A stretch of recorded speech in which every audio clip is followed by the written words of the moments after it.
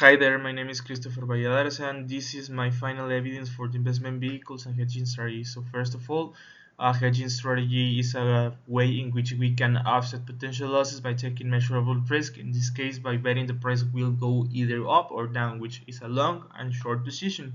In this case, the chosen commodity was WTI, West Texas Intermediate crude oil, which is like sweet, which means that this is used for the industry in order to make other fuels like diesel, gasoline, heating oil, jet fuel, and so on. So basically, is a driver of the U.S. economy.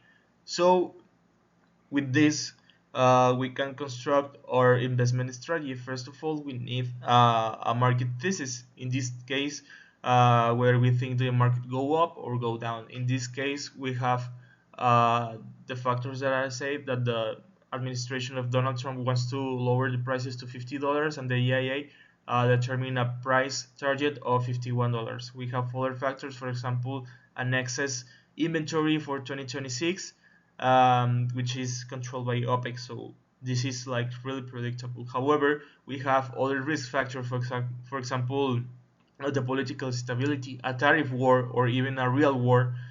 We have climatic and weather conditions such as hurricanes and tornadoes, since oil can be extracted um, offshore and onshore. So yeah, basically we cannot take like the risk of betting like price go down, will go down like straight up. So we can construct an investment strategy which is uh, neutral. So in this case, we are going to do a call and a spread, which is basically taking a short position on a short contract and a long position in a long contract. In this case, we chose for the back contract December 2026, and the short contract we determined to be January 2026. So in this case, here we can see the position. We want this to be as huge as possible. This is called a spread. So in this case, it may be cents. However, we have to multiply this times 1000 because we are dealing with the size contract of this. So this is how the profit and loss will have seen. In this case, of in March 27 of 2025, we began like our huge rally for wins.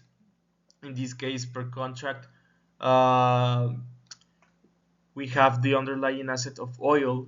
In this case, if prices go up, which is a potential peril if we take a naked short position, we have a short contract as well. So we can offset each other wins with this. However, there are other factors affecting each of them individually, for example, like the logistics, the storage cost, as well as the interest rates, which is basically the cost of carry.